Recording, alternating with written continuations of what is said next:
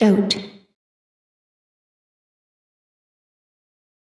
Welcome to the basic tutorial on how to use subtier types. Now this we have an advanced tutorial as well that will explain much more detail about how they work. So we're going to try and introduce in this basic tutorial how to use the simple aspects of a subtier type in the Jeffersonian and Mondadian systems. Now here we have a Lego demo transcript, and you may notice here, because this has a Danish language, then we have a translation subtier marked with the .eng. And we have different categories of subtiers. We have a translation subtier, we have a gloss subtier, and you can have multiple translations and gloss subtiers. We have action subtiers, which are only present in the Mondardian, and then category subtiers only in the Mondardian. And I'll introduce that in a moment. So let's just take a look at the translation and gloss subtiers, which we see here for most of the speaker lines. And if you go to Transcript Options, and you can find that here on this menu, but you also find it here on the button here, Options, for the transcript for the editor. If you click that, you'll get some information about the transcription conventions. If we've chosen Jeffersonian, then all we need to deal with is there translation subtiers and are there gloss subtiers? And here we've added ENG as a translation subtier for short. ENG as a 3-letter acronym for English. And all we have done is add that. So for example, if I delete that and then I type here ENG, add it, now that means that's these are automatically going to be auto-completed for any new speaker with an English translation subtier, and that's going to be expected that there's some sort of subtier. We could add a gloss as well, and it could be GLS or gloss spelt out fully, and add that if we wanted to add an interlinear gloss. And in future releases of DOTE we will support with all sorts of interesting features doing different types of glosses and then also laying them out correctly. But at the moment it's simply a line in which you can add manually your gloss and format it yourself. So let's just keep with the English translation, and if we close, that's already been set here. So let's say, for example, here this line here, P2, which is said very quietly by one of the participants in the game. Let's just say we think actually P3 is saying something just afterwards. Now notice in the autocomplete, then as soon as I type P, it says, well, which P do you want? And I can just move down, decide maybe it's P1 or P2 or P3, or it's a translation tier I want on its own.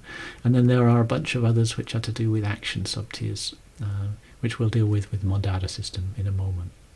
Let's say it was P3. If I just hit P3, then notice what it's done is it autofilled, give a tab, it's ready to type. It's also given us in the next line with a tab the translation subtier expectation. So we could type here, and we filled that out. So that's an autocomplete feature built in. If we hadn't added a subtier, when we typed a name, it wouldn't necessarily autocomplete with the translation subtier. But it might be you forgot to put it, so you can just use that on its own, and then we have that. But clearly this will be incorrect at the moment. We need to have P1 saying something to then have a translation. So that's the autocomplete feature once you've set up a translation or a gloss subtier. And if we put several translations into different languages and then several gloss subtiers, it would autocomplete all of those as long as we had added them. So that's a basic feature to do with autocompletion in relation to two types of subtiers.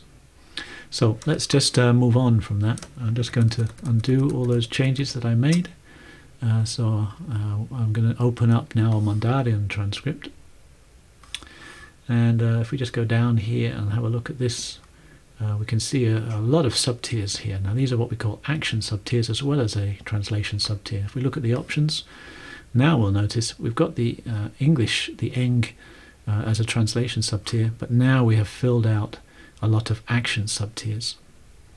And these action subtiers are telling DOTE what to expect. And we're going in the advanced tutorial about setting up these different symbols and setting up the subtiers and how it works. But here you can see it's a complex example that has a number of speakers or participants and some identifying aspect of the naming of the subtier. So this is a subtier type that then we can fill out with an alignment symbol. So these alignment symbols are expected for this subtier, and this helps DOTE give you better support. So we can see how that works. Here we see these symbols here are associated with this subtier. We can have a look at that. So R1 gaze with a black triangle. If we look at options, R1 gaze, black triangle. So we can see that's been logged already. What that means, for example, if we look here at line 44, there's a 0.2 second pause, timed interval, and then something happens, an action, and then 0.3 second. Let's say we think also something else happened here. Let's say P, and now we're going to get many more, because we've entered all of these, many more possibilities. Now that's going to be a lot to go through, so maybe we're interested in P3, sorry, P2 doing something, and gaze. Just type the letter G. It'll show me everything to do with P, 2 and G in any of the subtiers, as long as it has to have all three of those letters somewhere. Now let's see, P2 gaze. Let's say P2's gaze also does something here, and if I just then say, yeah, I want that one, it fills it out with a tab ready to go. So now that means we can then, for example, type whatever that is happening. Let's say it's at the same time. So if we move up to here, we could say P2 gaze. What happens? What's the symbol? Well, if you press Control Enter, it will suggest it's $, and that's the one associated in the transcript options. So it's been set up, and it knows that that's expected. If I say $, it's going to give an error, and we'll explain that in a moment why that is. And let's say looks at the blocks as well. Now that's an error. If we mouse over, because it says there's a continuation, continuing on. So maybe we need to have a continuation there. Yeah, we need to have a continuation that goes on to P2 gaze on, I think it was on a later line, where P2 gaze here. So you see the continuation here. But also there's a problem. It says this subtier starts at line 40.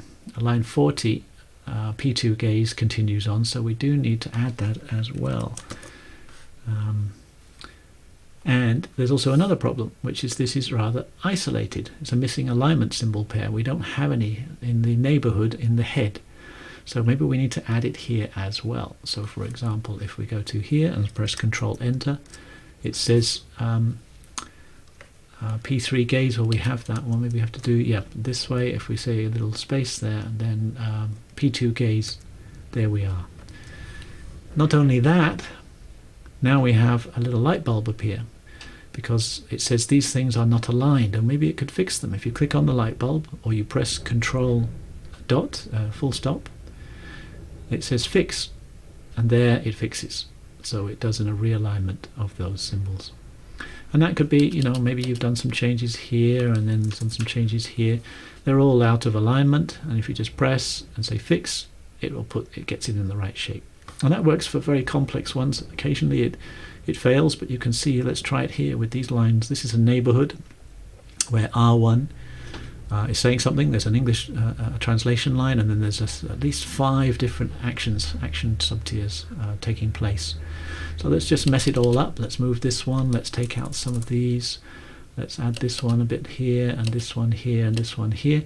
Everything's now out of alignment. It's a bit messy. Let's just say click in there, and then we see the light bulb, or I press Control dot. It says fix, and I say yes please fix, and now everything has been fixed. You notice this one here is aligned here, this one is realigned, this one is realigned, this one is realigned, and so is this one. So it works pretty much 99% of the time. In very complex neighborhoods, you can make changes, and for example, the change could be here.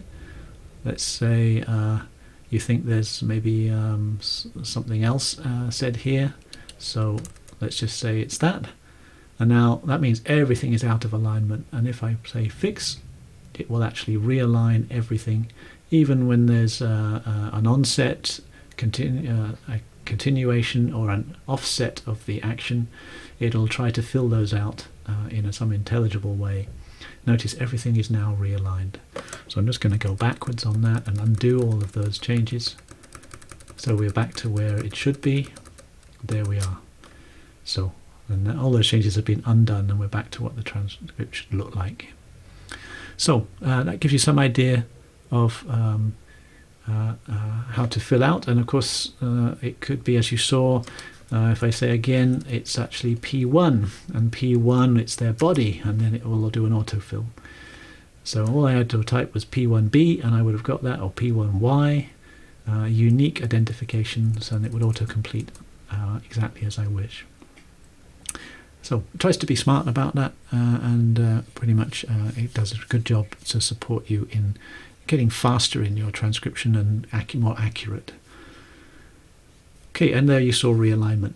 Realignment also works for overlaps, and so with the Jeffersonian system, take a look at that with the editor tutorial. It will do realignments of multiple overlaps. Now here we're not so much overlaps, it is overlapping actions with speech or timing intervals within a head on a neighborhood, but you can see it's a little bit more complicated where all of these need to realign. So it does a pretty good job. Occasionally it might get confused, and then if you just play around with the ordering of the subtiers, then you might be able to resolve that. But over time we'll be getting it to being 100% accurate. Okay, that's the end of the tutorial.